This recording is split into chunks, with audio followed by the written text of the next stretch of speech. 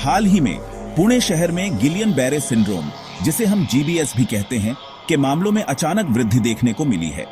यह एक दुर्लभ बीमारी है जो तंत्रिका तंत्र पर हमला करती है और कमजोरी और लकवा का कारण बन सकती है। यह प्रकोप पुणे के कई इलाकों में फैल गया है, जिससे स्वास्थ्य अधिकारियों और जनता में चिंता बढ़ गई है। गिलियन बैरे सिंड्रोम एक ऐसी बीमारी है जिसमें शरीर की प्रतिरक्षा प्रणाली गलती से नसों पर हमला करती है। यह एक दुर्लभ लेकिन गंभीर स्थिति है जो अचानक शुरू हो सकती है और तेजी से बढ़ सकती है। यह हमला नसों के सुरक्षात्मक आवरण, जिसे माइलिन शीथ कहते हैं, को नुकसान पहुंचा सकता है, जिससे नसों की कार्यक्षमता प्रभावित होती है। इससे मस्तिष्क से शरीर तक संदेश भेजने में समस्या होती है। यह स्थिति धीरे धीरे बढ़ती है और समय के साथ गंभीर हो सकती है। इससे मांसपेशियों में कमजोरी, सुन्नता और लकवा हो सकता है।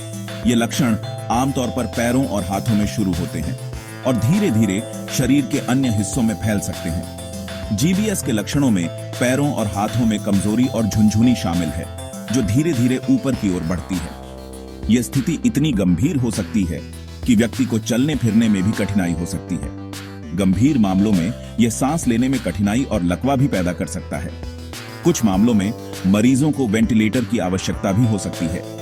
अधिकांश लोग जीबीएस से पूरी तरह से ठीक हो जाते हैं, लेकिन ठीक होने में कई महीने या साल भी लग सकते हैं। लेकिन कुछ को स्थायी तंत्रिका क्षति हो सकती है। इसलिए शुरुआती निदान और उपचार महत्वपूर्ण है। पुणे में जीबीएस के मामलों में अचानक वृद्धि चिंता का विषय है। यह बीमारी, जिसे गिलियन बैरे सिंड्रोम के नाम से जाना जाता है, एक दुर्लभ लेकिन गंभीर स्थिति है जिसमें शरीर की प्रतिरक्षा प्रणाली नसों पर हमला करती है। प्रभावित इलाकों में सिंघाड़ रोड, धायरी, किरकटवाड़ी, नांदेड़ गांव, नंदोशे और खड़कवासला शामिल हैं। इन क्षेत्रों में रहने वाले लोग विशेष रूप से प्रभावित हुए हैं और स्थानीय अस्पतालों में मरीजों की संख्या में भारी वृद्धि देखी गई है। मामलों में बच्चे और बुजुर्ग दोनों शामिल हैं और कई मरीजों को वेंटिलेटर सपोर्ट पर रखा गया है। यह स्थिति विशेष रूप से चिंताजनक है क्योंकि यह सभी आयु वर्गों को प्रभावित कर रही है और गंभीर मामलों में मरीजों को गहन चिकित्सा की आवश्यकता होती है। स्वास्थ्य अधिकारियों को संदेह है कि दूषित भोजन या पानी के माध्यम से फैलने वाले कैंपिलोबैक्टर संक्रमण के कारण यह प्रकोप हुआ है। यह बैक्टीरिया आमतौर पर कच्चे या अध पके मांस और दूषित पानी में पाया जाता है। दूषित पानी की आपूर्ति एक प्राथमिक संदिग्ध है क्योंकि अधिकांश रोगियों ने बाहर का खाना या पानी पिया था। स्थानीय प्रशासन ने पानी के नमूनों की जांच शुरू कर दी है और संदिग्ध स्रोतों को बंद कर दिया है। डेंगू और चिकनगुनिया जैसे वायरस और बैक्टीरिया भी जीबीएस को ट्रिगर कर सकते हैं।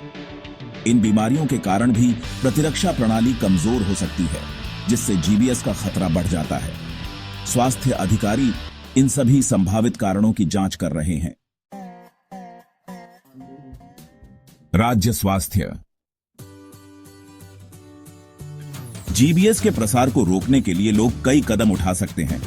यह बीमारी गंभीर हो सकती है, लेकिन सही सावधानियों से इसे रोका जा सकता है। सबसे पहले पानी उबालें या बोतल बंद पानी पिएं। यह सुनिश्चित करता है कि पानी में मौजूद किसी भी प्रकार के बैक्टीरिया नष्ट हो जाएं। फलों और सब्जियों को अच्छी तरह धोएं। यह कदम महत्वपूर्ण है क्योंकि ये खाद्य पदार्थ अक्सर बैक्टीरिया के संपर्क में आते हैं। मांस और अंडे को अच्छी तरह पकाएं। उच्च तापमान पर पकाने से हानिकारक जीवाणु मर जाते हैं। कच्चे या अधपके भोजन से बचें, खासकर अंडे और समुद्री भोजन। ये खाद्य पदार्थ बैक्टीरिया के लिए आदर्श वातावरण हो सकते हैं। अपने हाथों को बार बार साबुन और पानी से धोएं। यह आदत बैक्टीरिया और वायरस को फैलने से रोकने में मदद करती है। खांसते या छींकते समय अपने मुंह और नाक को ढकें। यह दूसरों को संक्रमित होने से बचाने का एक सरल तरीका है। बीमार लोगों के संपर्क में आने से बचें। सामाजिक दूरी बनाए रखना संक्रमण के प्रसार को रोकने में सहायक है। यदि आपको जीबीएस के कोई भी लक्षण दिखाई देते हैं तो तुरंत चिकित्सा सहायता लें। जल्दी उपचार से बीमारी की गंभीरता को कम किया जा सकता है। जल्दी निदान और उपचार जीबीएस की गंभीरता को कम करने और वसूली की संभावनाओं को बेहतर बनाने में मदद कर सकता है। सही जानकारी और सावधानियों के साथ हम इस बीमारी से बचाव कर सकते हैं।